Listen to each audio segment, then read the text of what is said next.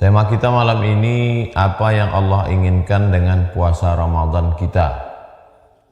Dasarnya adalah surat Al-Baqarah 183. A'udzubillahi minasyaitonirrajim. Poin yang pertama, ya ayyuhalladzina amanu. Wahai orang-orang yang percaya. Ada interaksi antara kita dengan Allah. Bahwa manusia merasa dia hidup di dunia ini tidak ada yang lain. Lalu kemudian kita ketika berada di rumah orang, tuan rumahnya mulai menyapa kita. Assalamualaikum mas, dari mana? Ada urusan apa? Jadi ada interaksi kita dengan Allah. Allah mengatakan ya ayyuhalladzina aman. Kalau mau berbicara dengan Allah, sholatlah. Tapi kalau mau merasakan Allah bicara dengan kita, bacalah Al-Quran. Kalau mau bicara dengan Allah, sholatlah. Inna sholati wa nusuki wa mahyaya wa mamati lillahi rabbil alamin. At-tahiyatul mubarakatuh sholawatu thayyibatu lillah. Bicara dengan Allah. Tapi kalau mau merasakan Allah bicara ke kita, bacalah Al-Quran. Maka ketika kita membaca ya ayyuhalladzina amanu, saat itu Allah sedang menyapa kita. Ada interaksi dengan Allah. Ya ayyuhalladzina amanu, Allah tidak memanggil ya ayyuhan nas, wahai manusia. Yang dipanggilnya hanya yang percaya saja. Ya ayyuhalladzina amanu, hai orang-orang yang percaya. Ya ayyuhalladzina amanu, hai orang-orang yang yakin bahwa dia diciptakan Allah, bahwa dia diberi Allah hidup, bahwa dia diberi Allah rezeki, bahwa dia dihidupkan dan dimatikan Allah. Maka dengan berpuasa itu, yang pertama yang diinginkan Allah, bahwa ada keyakinan dalam diri kita tentang adanya Allah. Ada orang membagi percaya dengan Allah, tidak percaya dengan Allah. Kalau saya percaya dengan Allah, saya percaya. Kalau saya tidak percaya, berarti saya masuk dalam golongan orang tidak percaya. Tidak sesimpel itu pembagiannya.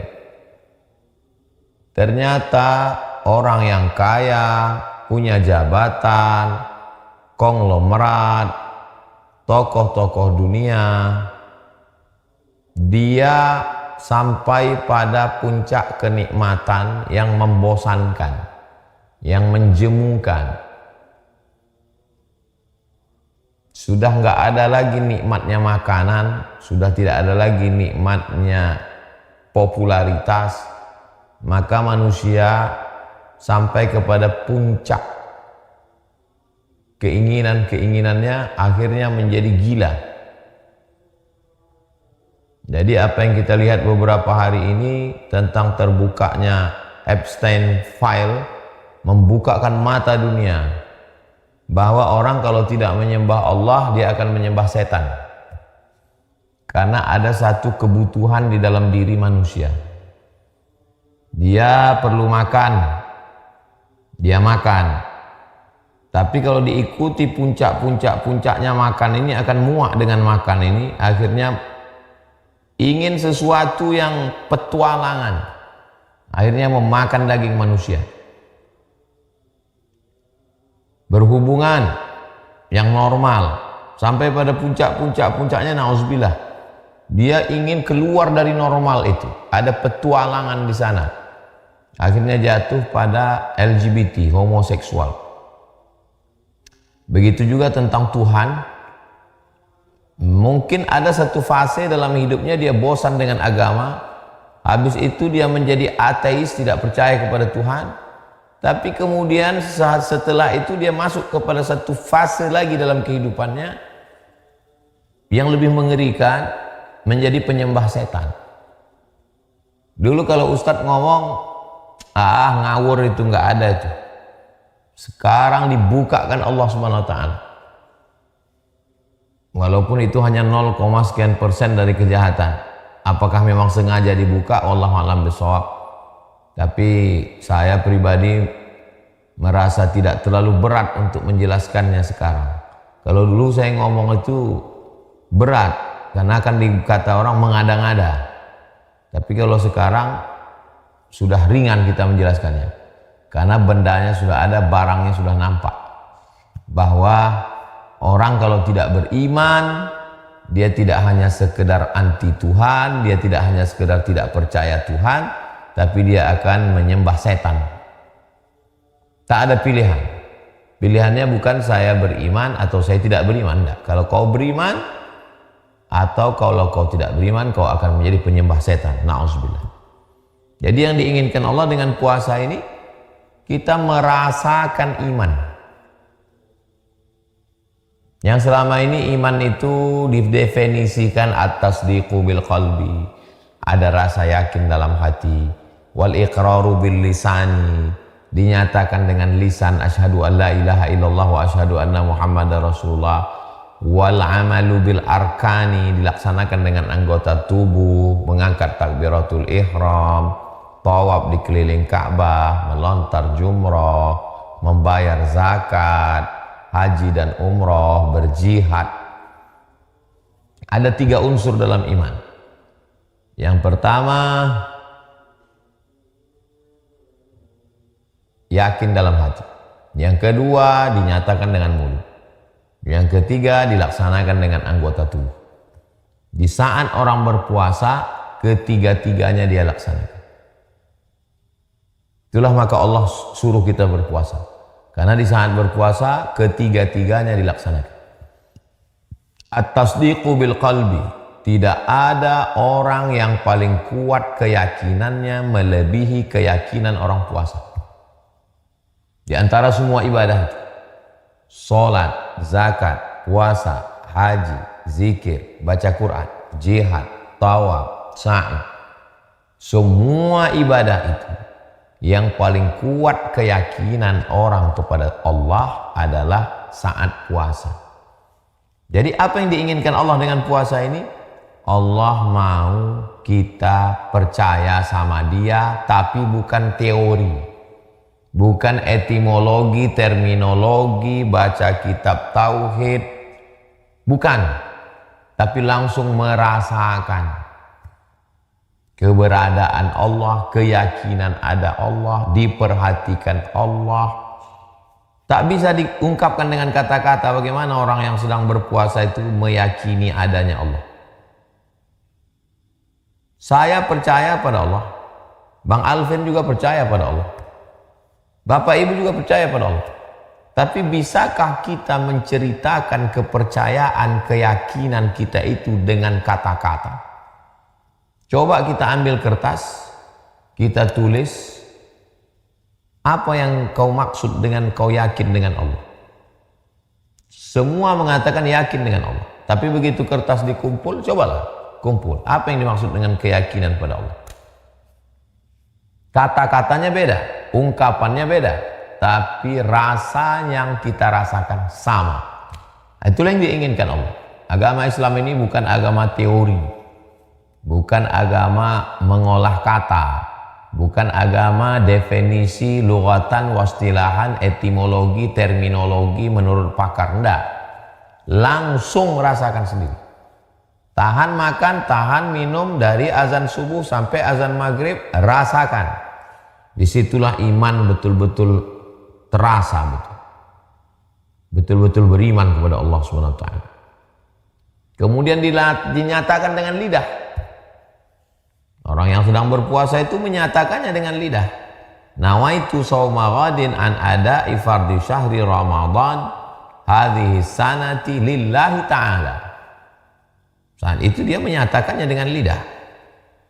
Dan al-amalu bil arkan, dilaksanakannya dengan anggota tubuh. Perutnya, lambungnya, lehernya, mulutnya, matanya, telinganya, pikirannya, hatinya, tangannya, kakinya. Di saat puasa itu semua beramal. Bandingkan dengan sholat, zakat, puasa, haji, zikir, baca Quran, i'tikaf. Maka di saat puasa itulah semuanya bekerja. Dari mulai ujung rambut sampai ke ujung kaki, zahiran wa batinan, yang nampak maupun yang enggak nampak, yang di dalam maupun di luar, pada saat itu betul-betul dalam kondisi iman yang full. Itulah yang diinginkan Allah dari kita. Aku ingin kau percaya sama aku, kata Allah. Aku ingin kau menyatakannya dengan tulus. Tapi aku tak mau kata-katamu hanya di ujung lidah. Aku mau kau yakin kepada aku dengan hatimu, dengan pikiranmu. Saat kau sudah yakin dengan aku, kau membenarkannya dengan perbuatanmu, dari mulai mulutmu, lidahmu, tanganmu, kakimu, hatimu, pikiranmu, lisanmu, otakmu. Semuanya beramal. Itu yang kuinginkan darimu, kata Allah SWT. Jadi ibadah puasa ini bukan hanya sekedar tahan makan, tahan minum, tapi memang betul-betul orang sedang sampai pada puncak keimanan. Antashhada an la ilaha illallah wa anna muhammadar rasulullah wa tuqima shalah wa tu'tiyaz zakah wa tasuma ramadan. Sebelum haji. Kenapa haji yang terakhir? Karena haji masih terkait dengan uang. Terkait dengan uang, tiket pesawat, transportasi, akomodasi, penginapan, konsumsi, makan. Jadi sebenarnya kalau dihitung-hitung, kalau dikecualikan haji, karena haji ini plus bonus, maka 4. Dan puncaknya adalah puasa. Antashhada an la ilaha illallah wa anna muhammadar rasulullah, asyhadu an la ilaha illallah rasulullah, wa tuqimas shalah, kau laksanakan salat, wa tu'tiyaz zakah, kau bayar zakat, wa tasuma ramadan, kau bayar, kau laksanakan puasa. Puncaknya ada pada puasa. Oke, itu yang pertama. Yang kedua, kama kutiba 'alal ladzina min qablikum. Allah mau kita faham, ngerti, sadar bahwa kita bukan orang pertama yang menjalani ibadah ini. Kama kutiba 'alal ladzina min qablikum. Orang-orang sebelum kamu juga mengalami hal yang sama. Jadi kalau kau katakan tahan makan, tahan minum ini berat, enggak. Orang sebelum kau juga melaksanakan hal yang sama. Bahkan puasa mereka lebih berat. Karena mereka malamnya tidak boleh berhubungan, siangnya tidak boleh ngomong. Sedangkan puasa orang beriman, orang muslim, siangnya tetap boleh ngomong. Tapi jangan ngomong yang macam-macam. Dan malamnya mohon maaf tetap boleh berhubungan. Habis sholat maghrib sampai ke azan subuh masih tetap boleh dia. Jadi kalau ada orang mengatakan kenapa berat sekali agama Islam ini, itulah perlunya dalam fakultas usuluddin, usul dasar din agama di Institut Agama Islam Negeri atau Sekolah Tinggi Agama Islam atau Universitas Islam Negeri, ada satu fakultas namanya Fakultas Usuluddin, usul dasar-dasar din agama. Di antara dasar-dasar agama ini salah satunya adalah di Fakultas Dasar-dasar Agama ini ada jurusan namanya perbandingan agama, untuk memahami bagaimana agama orang lain. Nah, ketika orang belajar perbandingan agama itu dia jadi tahu, oh ternyata di agama orang lain juga ada puasa dan puasanya lebih berat. Jadi kalau begitu sesuailah doa yang diajarkan Allah dalam Al-Quran, Rabbana la tuhammilna ma la taqata lana bih, jangan bebankan kami beban yang kami tak sanggup menanggungnya. Rabbana wala tahmil alaina isran kama hamaltahu 'alal ladzina min qablina, jangan berikan kami beban seperti yang kau berikan kepada orang sebelum kami. Rabbana wala tuhammilna ma la taqata lana bih, jangan bebankan kami sesuatu yang kami tak sanggup memikulnya. Berarti ketika Allah nyuruh kita puasa dari azan subuh ke azan maghrib, siang tetap boleh ngomong, malam tetap boleh berhubungan, berarti menurut ilmu Allah kita mampu dan itu tidak berat. Kita baru tahu kita susah atau senang kalau kita bandingkan sama tetangga kita. Kita baru tahu kita ini dapat nikmat banyak atau sedikit ya membandingkan dengan orang lain. Kalau ada orang mengatakan jangan banding-bandingkan dengan orang lain, oh nggak bisa begitu. Yang nggak boleh itu kita bandingkan lalu kita menjadi kufur. Orang punya mobil, orang punya pesawat, orang punya private jet, orang punya mobil sport, lalu nggak bersyukur sama Allah, itu yang nggak boleh. Tapi kalau membandingkan ternyata orang lain bebannya lebih berat, ya datang syukur kita. Itu makna hadis unzuru ila man huwa asfala mink. Unzur ila man huwa asfala minka. Lihatlah orang yang lebih rendah darimu. Supaya apa? Supaya datang syukur. Dalam hal ini lihatlah orang-orang yang ibadahnya lebih berat. Supaya datang syukur kita kepada Allah. Oh, rupanya ibadah kita ini belum ada apa-apanya dibandingkan dengan ibadah mereka.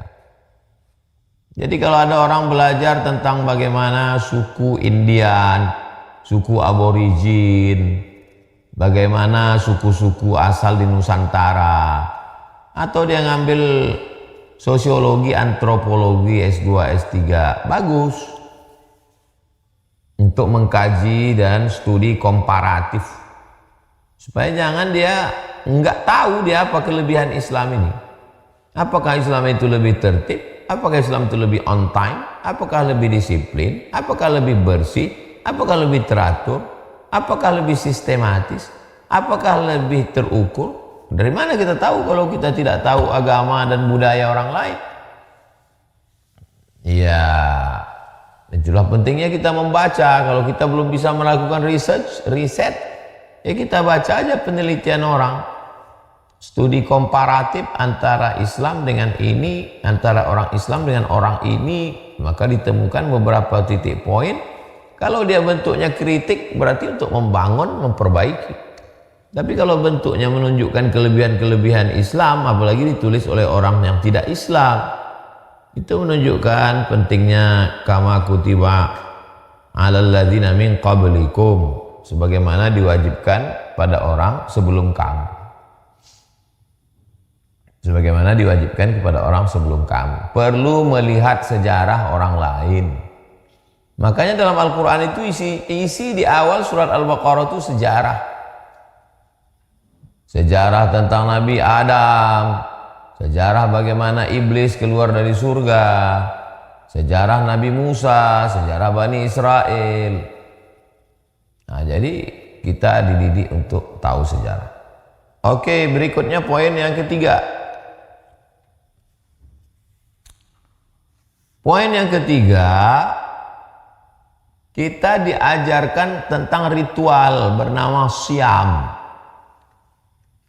Jadi seandainya orang percaya sama Tuhan, dia pasti akan membuat satu ritual. Apakah dia bersemedi, apakah dia keliling-keliling, apakah dia berjemur di panas terik, apakah dia memberikan sesajen, apakah dia memberikan nyawanya.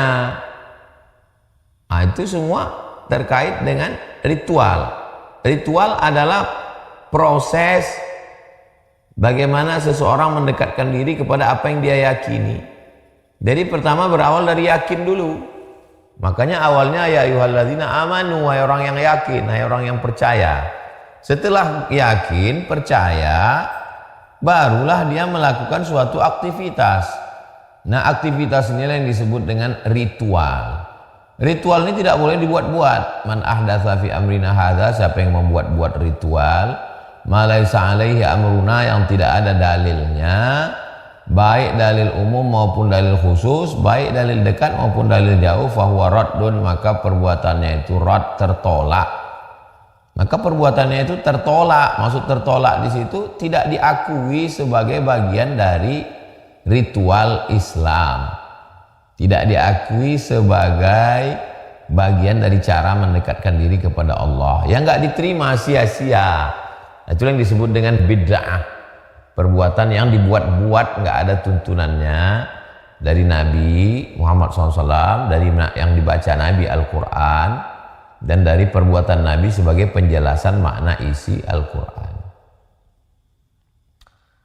Jadi kenapa kita sholat? Ritual. Siapa yang ngajarkan sholat? Nabi. Kenapa kita haji, tawaf, sa'i, tahallul, wukuf? Ritual. Siapa yang ngajarkannya? Nabi. Ketika kita membuat sesuatu yang tidak diajarkan oleh Nabi, baik dalilnya jauh maupun dalilnya dekat, bertentangan dengan Quran, bertentangan dengan sunnah, bertentangan dengan ijma, bertentangan dengan qiyas, maka perbuatan itu batil. Batil artinya batal, lawan dari sah. Nah, jadi itulah pentingnya perlunya belajar fikih puasa, apa yang syarat-syaratnya, apa rukunnya, apa wajibnya, apa sunatnya, apa makruhnya, apa yang membatalkannya. Jadi tidak hanya sekedar tahu ibadah, tapi secara mendalam tentang ibadah yang sedang dilaksanakan itu secara fikih Islamic law, secara hukum Islam.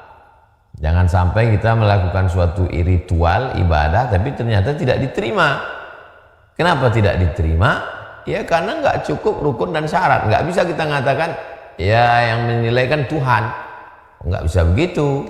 Karena Allah kan sudah ngasih rambu-rambunya.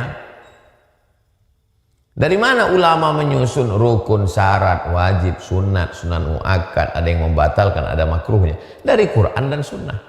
Jadi jangan katakan kamu ikut Quran dan sunnah atau ikut ulama. Itu ucapan orang jahil. Karena yang betul itu adalah ini ulama mengambil hukum dari Quran dan sunnah. Ulama baca Quran, baca hadis, paham ijma, paham qiyas, lalu dia melahirkan suatu hukum.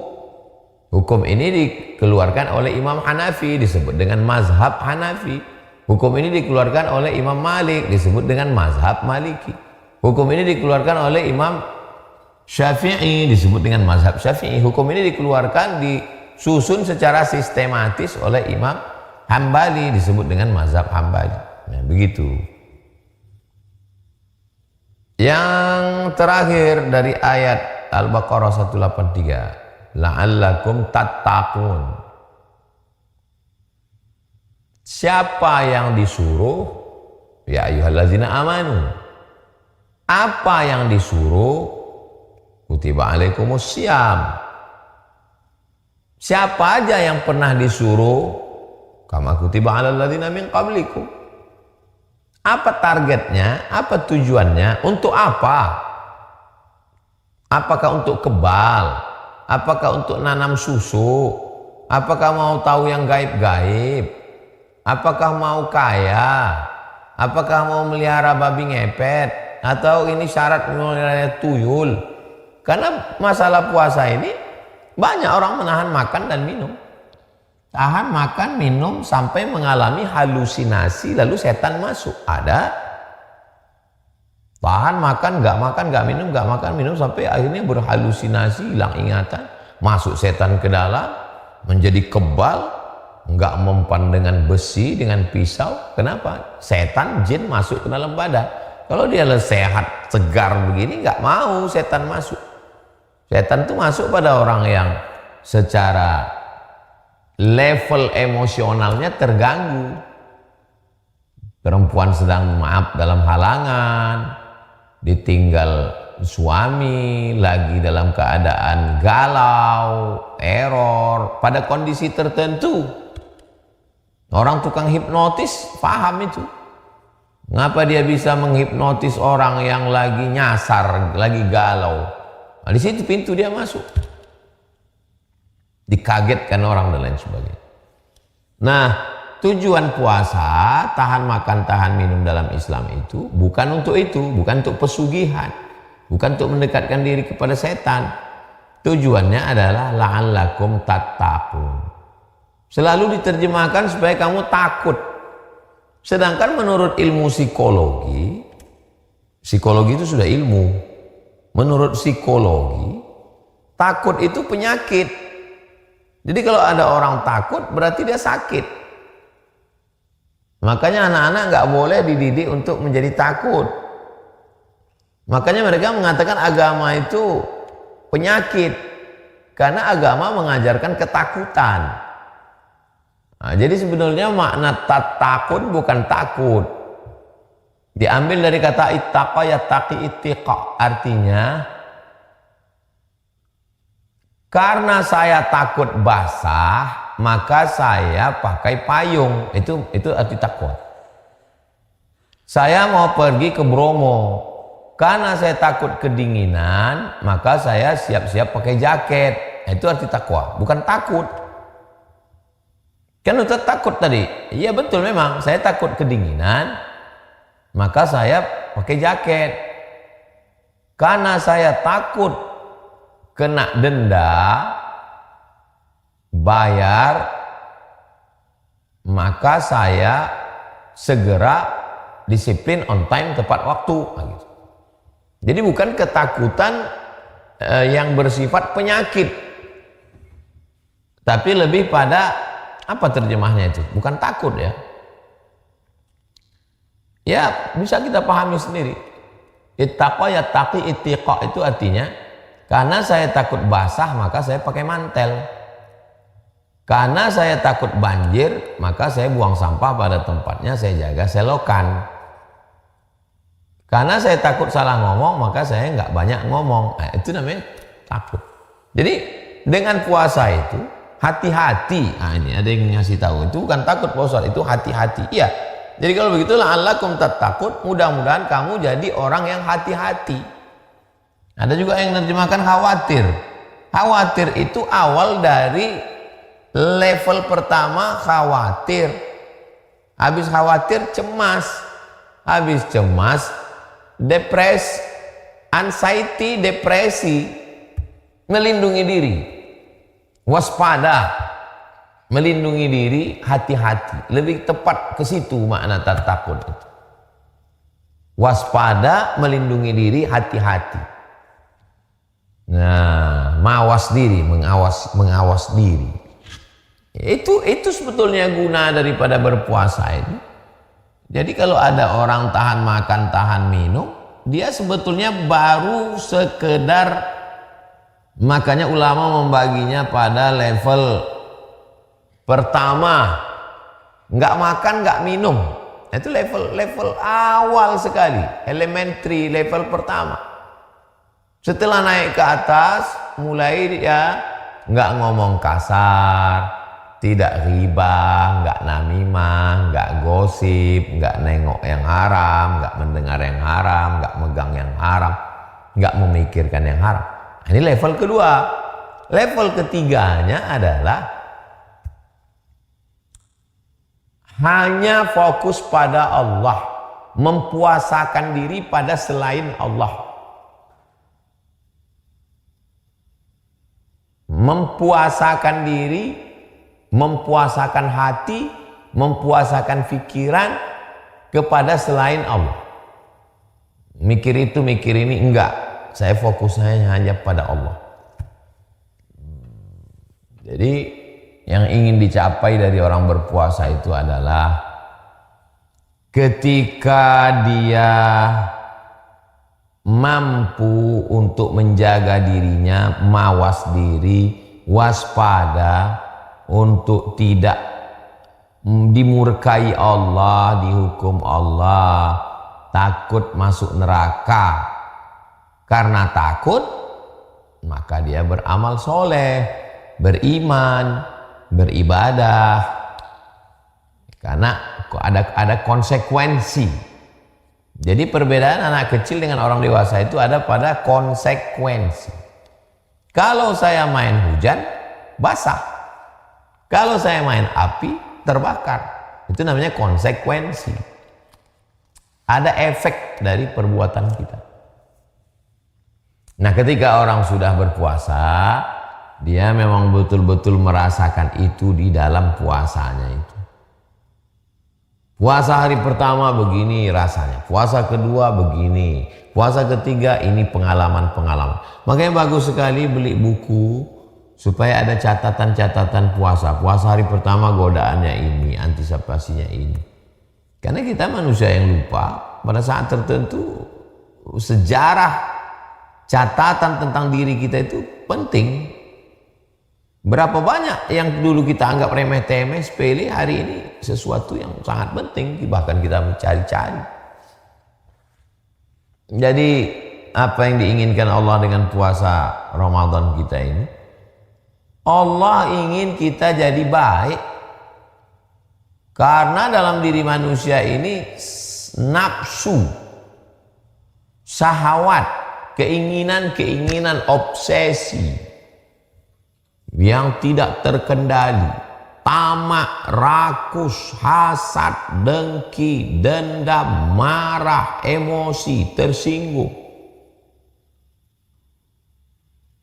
Sejahat-jahatnya gajah, ya paling dia hanya mencabut